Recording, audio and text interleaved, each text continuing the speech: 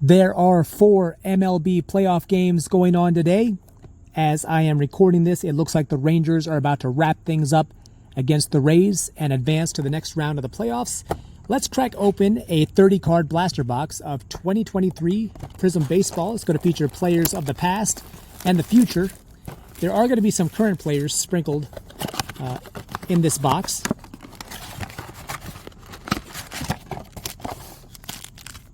Here we go.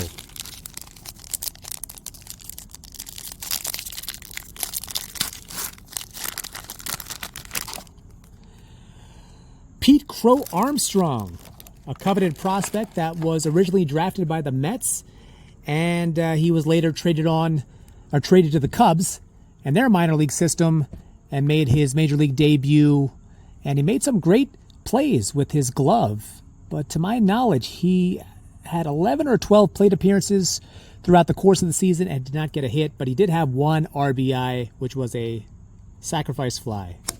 Jackson Merrill, Matt Williams, slugger for the Giants, the D-backs, played for several other teams, but his best power numbers were with those 2 teams. In 1994, that was a strike-shortened year, and he led the National League in home runs. Buck Leonard and Hall of Famer Robin Yount, 2-time MVP, also part of that 3,000 hit club. Very nice. That is a blue cracked ice.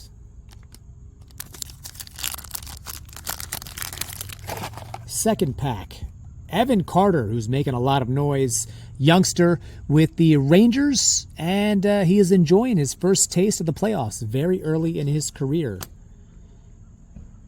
Not sure how to pronounce that last name, so I'm not going to attempt it, and I'm not familiar with him. But he is a pitcher for the Cardinals, and they could definitely use some good pitching in their system. Larry Doby, Drew Jones, very popular amongst collectors. Did not really put up lights-out stats this year in the minors, but I guess we will see. Cam Collier, another exciting prospect that's part of the Reds farm system. He will most likely make his major league debut next year. The Reds just missed the wild card spot.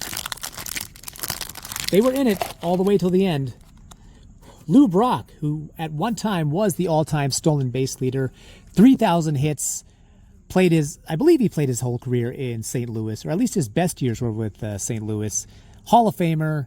Unfortunately, he passed away not too long ago. Ken Griffey Jr., first ballot Hall of Famer, 630 home runs, 1997 AL MVP. He had 5 consecutive 40 home run seasons.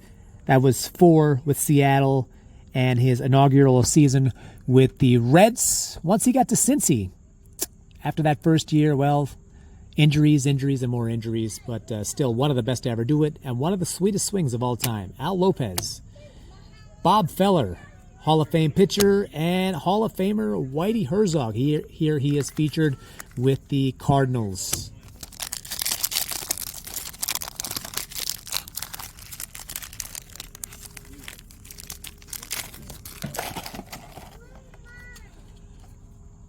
The best hitting catcher of all time, Mike Piazza, originally drafted by the Dodgers. He had a brief layover with the Marlins, went to the Mets, and then he finished off his career with the Padres. There's one other team that's escaping my mind. I want to say Oakland. Don't quote me on that. But 427 career home runs. Many times he finished in the top 10 in MVP voting, perennial all-star, and widely regarded as the all-time greatest hitting catcher. Next up, Sal Frelick. Bob Lemon, former World War II veteran. Pitched 13 years, all for Cleveland. He was an absolute badass from the mound. Now, during most of his career, there was no such thing as the Cy Young Award. It wasn't till the end of his career that they started giving that out. But 7 times in his career, he finished in the top 10 in MVP voting. Hall of Famer Bob Lemon. A-Rod, 696 career home runs, 3-time MVP, part of that 3,000 hit club.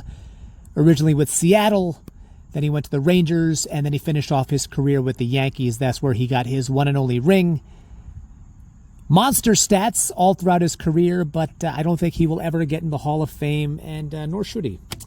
James Wood, blue cracked ice.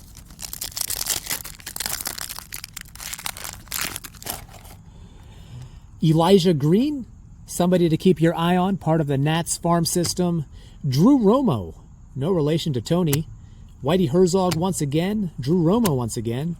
And Christian Vaquero, another prospect with the Nats. Blue cracked ice. Final pack. Here we go. Owen Murphy. Taj Bradley.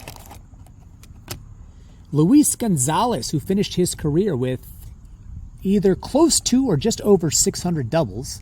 His best year was in 2001 with the D-backs, where he batted .325, 57 home runs, well over 100 RBI.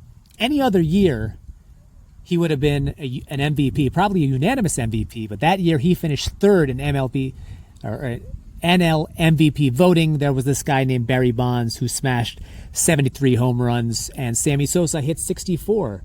But Gonzo, one thing he has over Bonds and Sosa, he got a ring that year. He hit that bloop single off of Mariano for the D-backs to win it in 2001. Early win, Hall of Famer, and we finish off with Luis Gonzalez once again. All right, folks, there it is. Thank you so much for watching. Be sure to hit like and subscribe. Enjoy the baseball games if you're watching tonight, and if not, enjoy it in some other way. Have a good night.